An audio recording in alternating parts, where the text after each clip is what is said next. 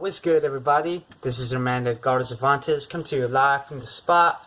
Y'all already know, and whatnot, talk about my thoughts and my review for Bad Times and at the El Royale. If I got that title wrong, yeah, Bad Times at the El Royale. So I'm using the site right now, and I just came down and watched it. Shout out to my cousin Eric, by the way. And man, I gotta say, I am very, very impressed with this film. Jesus Christ. So before I get my thoughts out, let me describe the synopsis, and then I will, in a certain way, I will explain my own synopsis for this film in a short term. But let's see what the site has to say. So the El Royale is a rundown hotel that sits on the border between California and Nevada. It soon becomes a seedy background when seven strangers, a Celeric, a soul singer, a traveling salesman, two sisters, the manager, and the mysterious Billy Lee. Coverage on a fateful night for one last shot at redemption before everything goes wrong.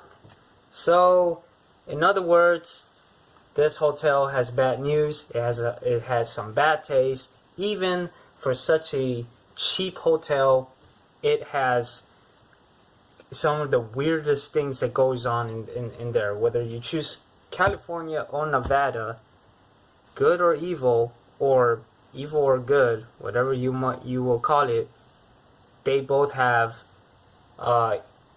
in similarity, they both have some tricks on their shoulders. And my God, let me just say this: the direction of this film was so phenomenal. By the way, I never mentioned this, but it was directed by Drew Goddard, Drew Goddard, and I think I'm pronouncing that wrong, but he is the guy who was behind the show Lost with J.J. Abrams, Cloverfield, season 1 of Daredevil on Netflix. I think season 2, if I'm not mistaken, Cabin in the Woods, the one he helped with Josh Whedon, who also directed The Avengers. Yep.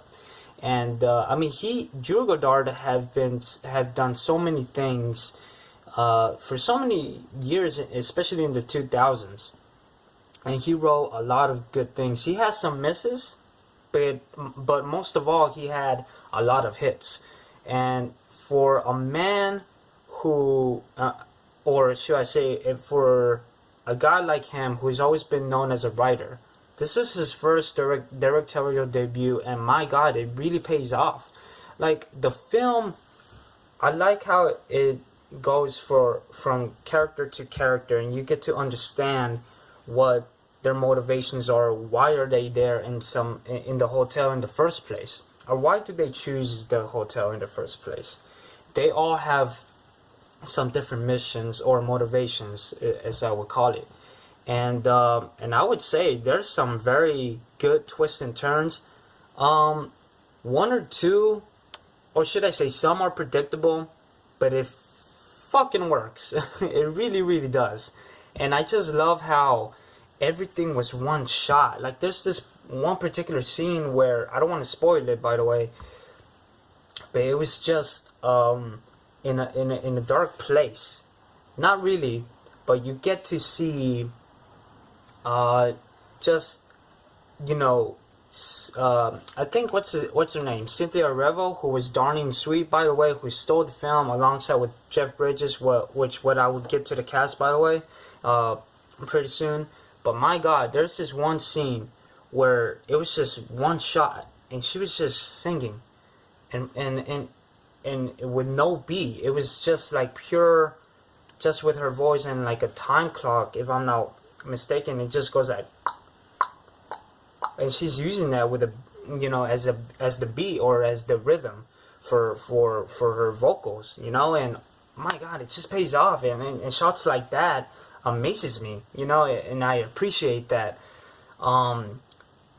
So to the cast, by the way, Chris Hemsworth, Dakota Johnson, Kelly Spaney, John Hamm, Jeff Bridges, Cynthia Erivo, Lois Pullman, man, this cast was actually talented as hell. Like, they done a great job. They all give believable performances. They all had different motivations. You understand their characteristics.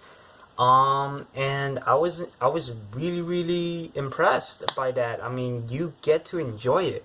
And it's funny how a movie like this really moved me in such a way, because I was so into not just to the movie, but into the story. It's not like a beginning, middle, and end story, but it's more like you could tell that Drew Goddard had a big influence from Quentin Tarantino, because it is separated by chapter to chapter to chapter, and that's how you get to understand the characters more. Why is Chris Hemsworth the bad guy? Why is Dakota Johnson there in the first place? Why is John Hamm there as a weird human being, or some sort? I don't want to spoil the film. If you guys didn't even see the trailer, you know what I mean. Why is Jeff Bridges or a father, a priest? Why, and what the hell is he doing? Is he hiding something or not? And then why is Cynthia Erivo such by the way, a talented singer? Why is she there? Or did she escape from fame? You never know. So, my God, after seeing this film, you just get into it, and for I think it's a 2-hour, 22-minute film. It doesn't feel that long. At times, scenes could be a little long, but the film just carries on. It actually goes pretty quick, but when you're into it. And my God, but those one shots, credit to Drew Goddard.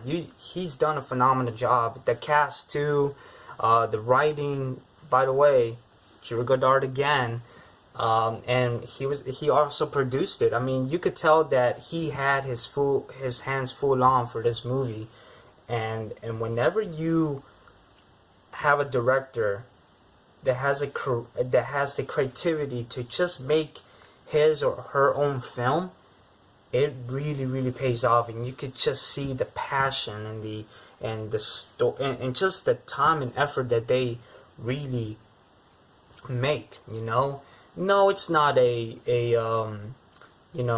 it's not a film that will bring a great message. It's a film that is just really inspired by crime / thriller in a way. And my God, can I tell you this?